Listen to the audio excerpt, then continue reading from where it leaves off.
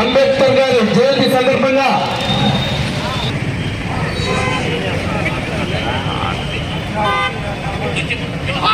మాకు కొంచెం ముందుకు రాదు.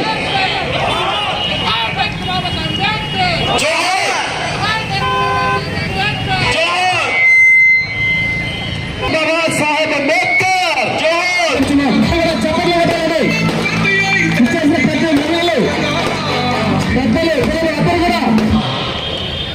ఆయన స్ఫూర్తిని ముందుకు తీసుకుపోయేవాళ్ళు అంబేద్కర్ గారి వారసులే.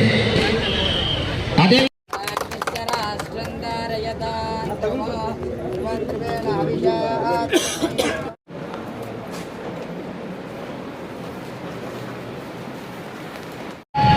డాక్టర్ అంబేద్కర్ గారి 135వ జన్మదినోత్సవం ఇంత ఘనంగా జరుపుకోవడం చాలా సంతోషంగా ఉంది. ఎందుకంటే మీకు అందరికీ తెలుసు, అంబేద్కర్ గారు ఒక నాయకులు కాదు, ఒక మానవ రూపంలో ఉన్న దైవ సమానుడు.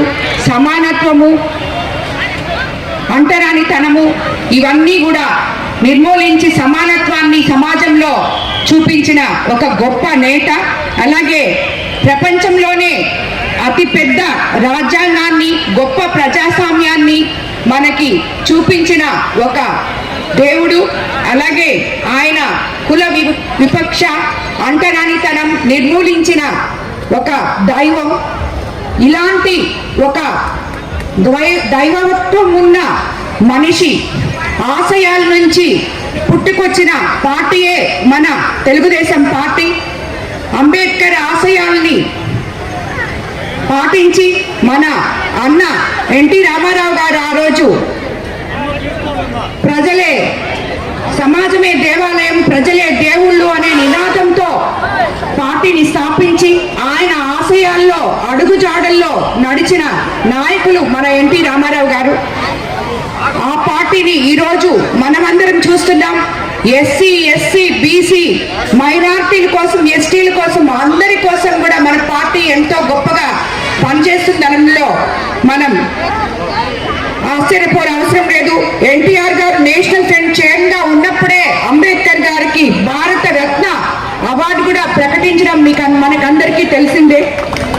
అలాగే కేఆర్ నారాయణ రాష్ట్రపతిగా, బాలయోగిని లోక్సభ స్పీకర్ గా, ప్రతిభా భారతి గారిని శాసనసభ స్పీకర్ గా నియమించడంలో తెలుగుదేశం పార్టీ ఎంత కీలక పాత్ర పోషించిందో మీ అందరికీ తెలుసు.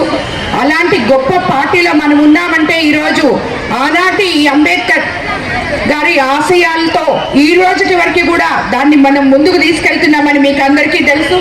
అదేవిధంగా అంబేద్కర్ గారి ఆశయ సాధనలో భాగంగా మన పార్టీ అధికారంలోకి వచ్చినాక దళిత ఉద్యోగులకు ప్రమోషన్లు, దళిత కాలనీల మౌలిక సౌకర్యాల కల్పన, అలాగే 200 యూనిట్లు వరకు ఉచిత విద్యుత్ లాంటి అనేక చర్యలు చేపట్టింది.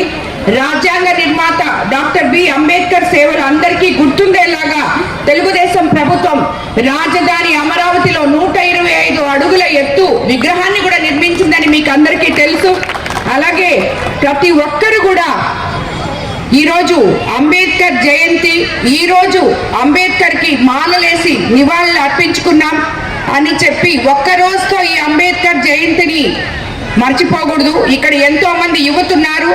అంబేద్కర్ జయంతి రోజు ఒక్కరోజు మాత్రమే ఆయనకి నివాళులు అర్పించి మన బాధ్యత అయిపోయింది అని చేతులు దుడుచుకోకూడదు. ప్రతి ఒక్కరూ ఆయన ఆశయాల్లో, ఆయన అడుగుజాడల్లో నడవాలని యువతందరూ కూడా దీనికి పునాదులు వేసుకుంటూ బంగారు భవిష్యత్తు వైపు మన దేశాన్ని ముందుకు తీసుకెళ్లాలని చెప్పి నేను మిమ్మల్ని అందరినీ కోరుకుంటున్నాను.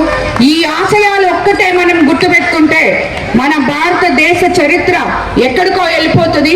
కాబట్టి అలాంటి గొప్ప మనిషికి ఈరోజు మనం నివాళులు అర్పించుకోవడం, ఆయన జయంతి సందర్భంగా నిజంగా చాలా సంతోషంగా ఉంది. ఇక్కడున్న ఆ కార్యక్రమానికి విచ్చేసిన ప్రతి ఒక్కరికి కూడా ధన్యవాదాలు తెలుపుకుంటూ మనం ఈరోజు ఒక ప్రతిజ్ఞ చేసుకోబోతున్నాం. అదందరూ మీరు కూడా చెప్తే బాగుంటుంది.